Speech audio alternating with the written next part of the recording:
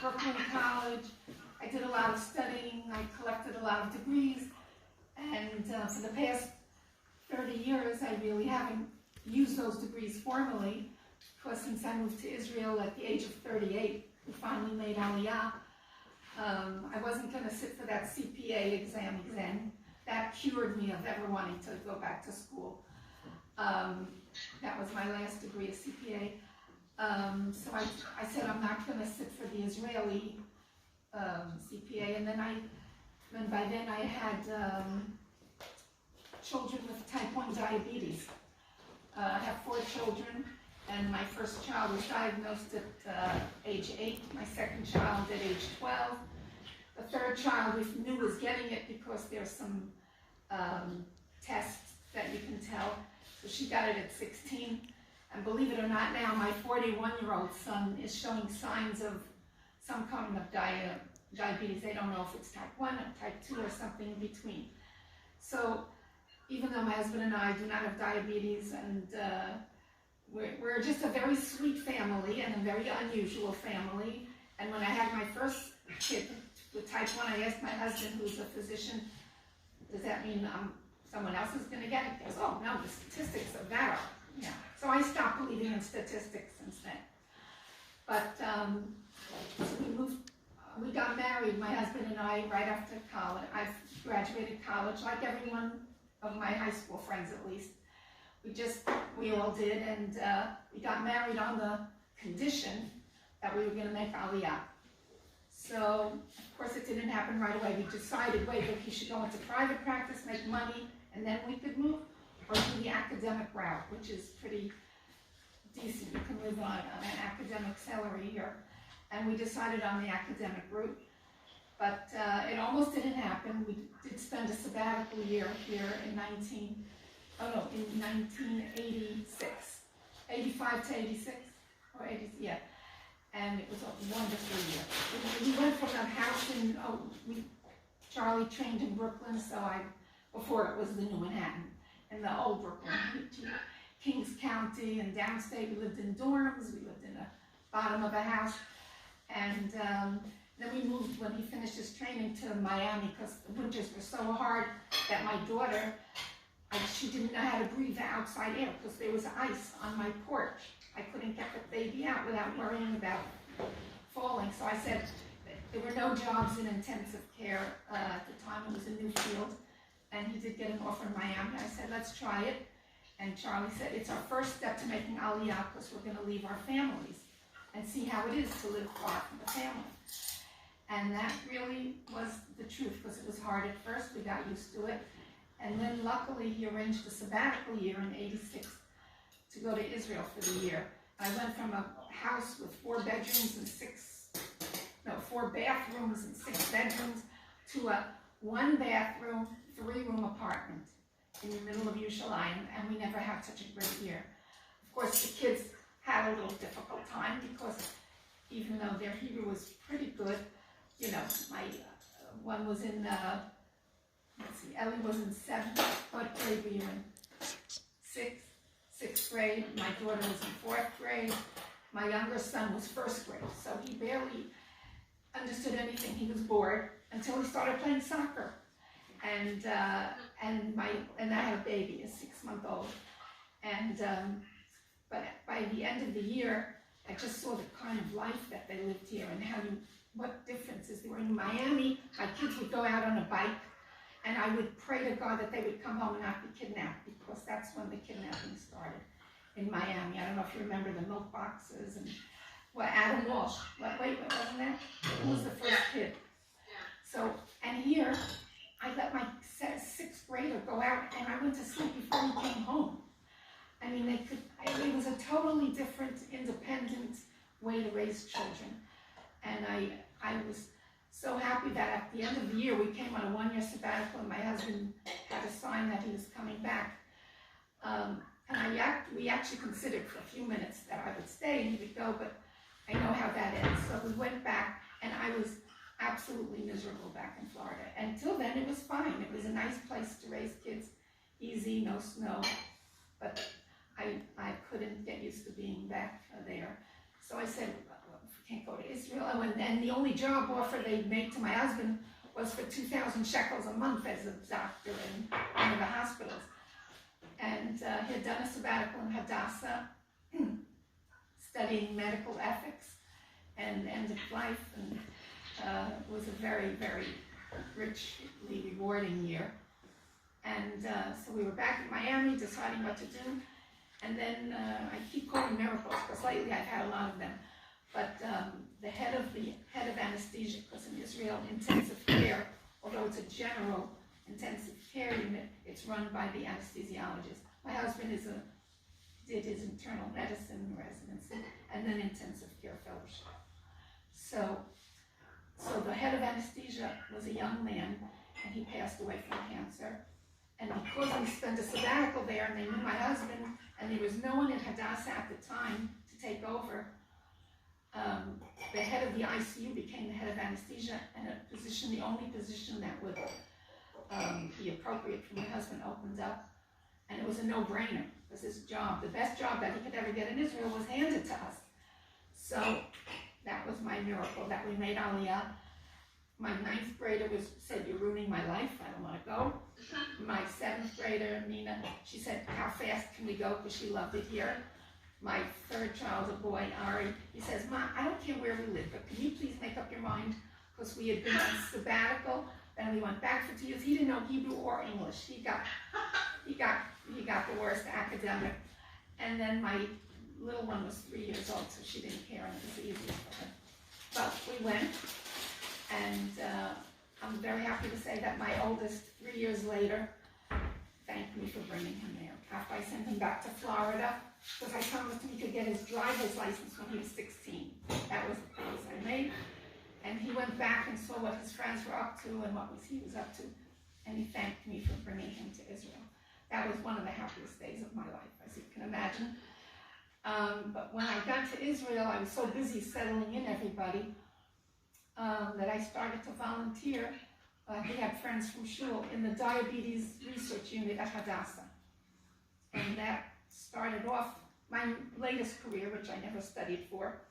But as much as they're very academic, and English is a problem for Israeli academicians, for most of them.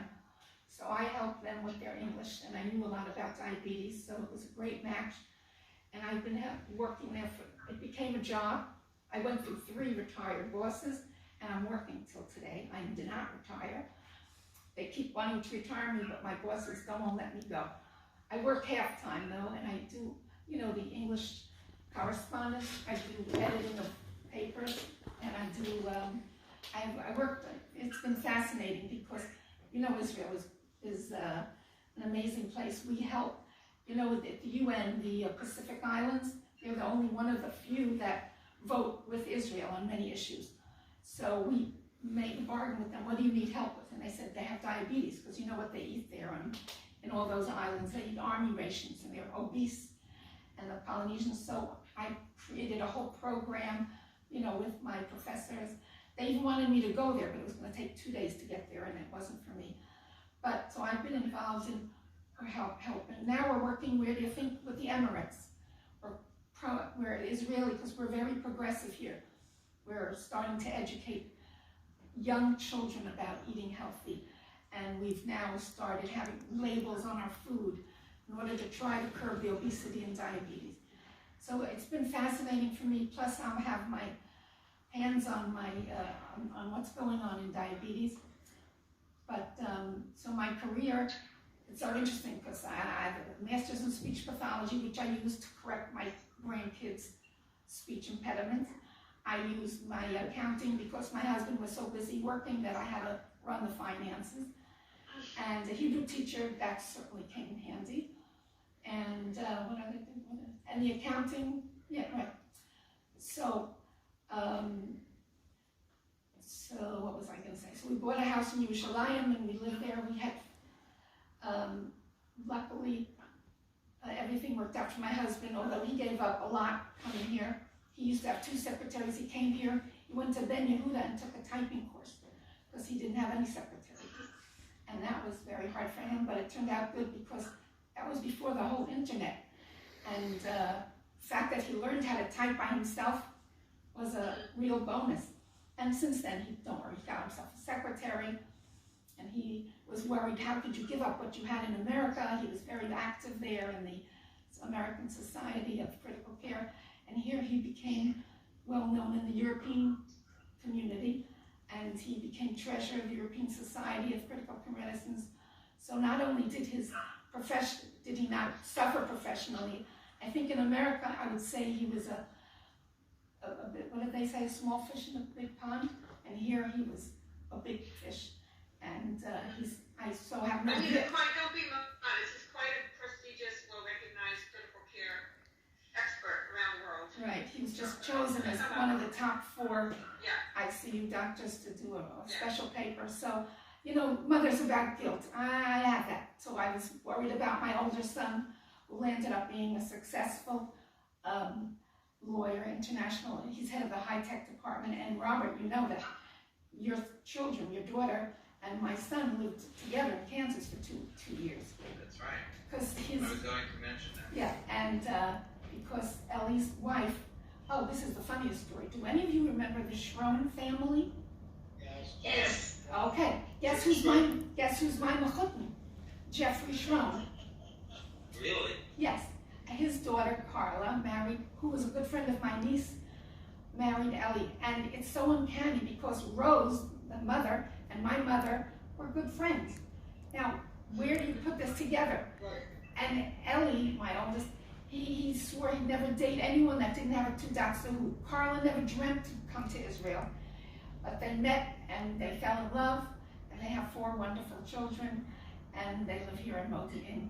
And he's working for a top firm in the high tech.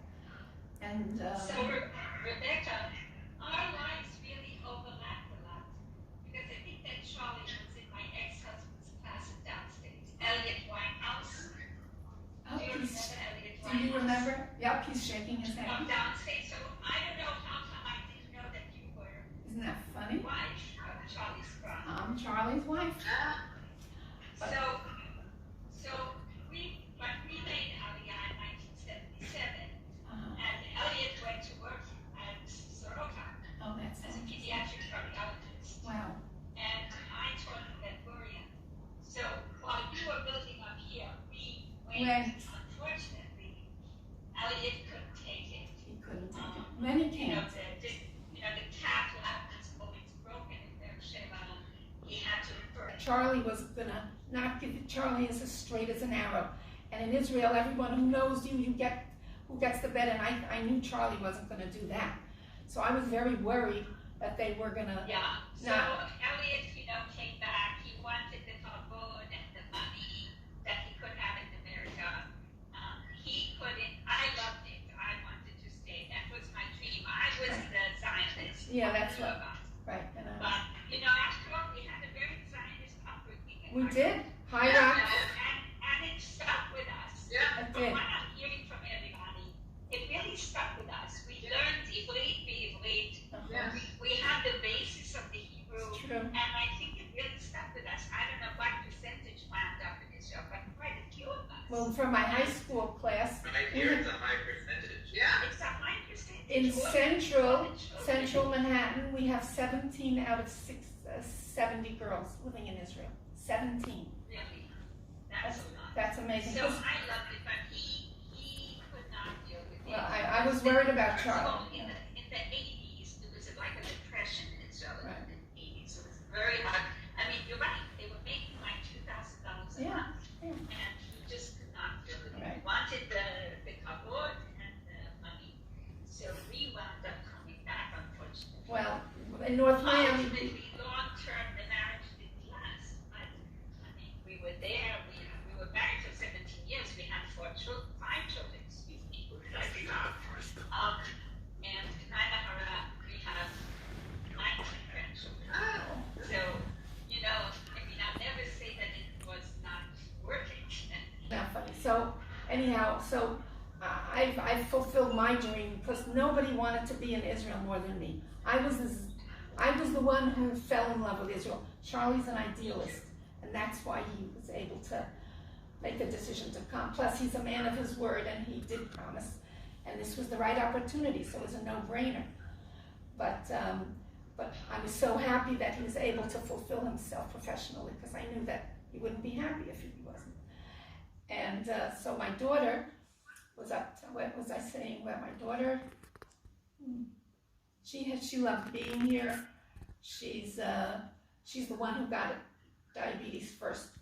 And we moved here, and we made sure that we kept our insurance, because we wanted to see if the medical care here was sufficient, for diabetics. And turns out, as you can see now from the pandemic, we have a wonderful medical system here. I think you could be jealous of it. And certainly for the diabetes, because my son Ellie was in Kansas for 2 years, also has diabetes, and I don't think you can compare it. And now with my cancer fight, it's amazing what kind of medical care. I have home care now. I have everything coming to my house if I need. I've had 3 MRIs in 1 week, because Charlie, of course, worked at Hadassah, so I'm treated like a queen there. And so it was a right decision for the diabetes, and we get almost things, and it doesn't break the bank. So there's a lot to be said for the medical system here. Now, my third child, Ari, he had, again, the hardest time, because he had no language. But believe it or not, so what do you think he is? He's a coder. He made up his own language. And he works for, I don't know if you heard of the company Kaltura. It just went public. It's a video tech company. And he's very happy. And he's the one that spent 2.5 years in New York, because his wife, she was an assistant to Nir Barkat, the mayor of Jerusalem, and she was sent on shlichut to fundraise sort of for Jerusalem, and now she came back and she changed gears, and she works for a venture capital firm called Amoon, which is healthcare technology, and she's in charge of investors relations, and she's doing very well there. And when they came back, finally they bought something in Reut. There's the new city of Modi'in, which was built right near Maccabim Reut. It's right like a half hour away from Yerushalayim, and a half hour from Tel Aviv, and it has trains. So it's a very well situated community. And 10 years ago, after I had brought my parents here 4 years after my mother was diagnosed with Alzheimer's, and they lived here for many years. I saw what it was like to have to care for parents being far, and I told my husband to go out and find an apartment near two of our kids were living in Modi'in for our old age, and he did find it. And then when I was diagnosed 4.5 years ago, he said that the future is now the present, and we didn't rent it out, because we bought the apartment, but we rented it out. Who needs the apartment? And so we renovated it, and we've been spending more and more time here, plus the house is hard for me now physically. And we're surrounded by all our kids and grandkids, so I can't ask for more than that. Now, another big part of my life is that I enjoy Israeli dancing, and I danced for the last 30 years. I started in Miami, and that's my happy place. So of course I'm not dancing now, but I'm still enjoying the music. And I think Suri and I have kept up, despite the distance, never living near each other. But whenever I came into New York, there was never a time we didn't go out for coffee, and it was like we never stopped seeing each other. Oh, yeah. Well, we're blood sisters. Yeah, but you can just see. We did the thing with the blood. So we've been through life together, and that's been one of the joys. And I think turning 70, and of course I'm facing near the end, but not too bad. See, I sound good, right?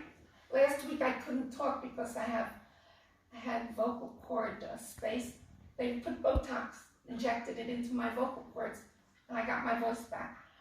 I mean, it's amazing what the medical world can do today. So I'm not going so fast. I have had a brit of my 12th grandchild, my youngest daughter, Shauna, who's here since age 3. She's the only one that got close to the medical field. She's a physical therapist, well known for sports, athletics. She's the female quarterback on the women's flag football team in Israel. She's traveled the world, and she's a real athlete, and she specializes in sports injuries, and she got married recently she got married during the peak of the first COVID, and now her brit was in the peak of the second COVID. I mean, the second, the big wave. But, so she got married and had a baby, so, I sort of think 70, whether you're healthy and alive, we never know what's going to be tomorrow. And we decided that it would be fun to go back and see where we all were.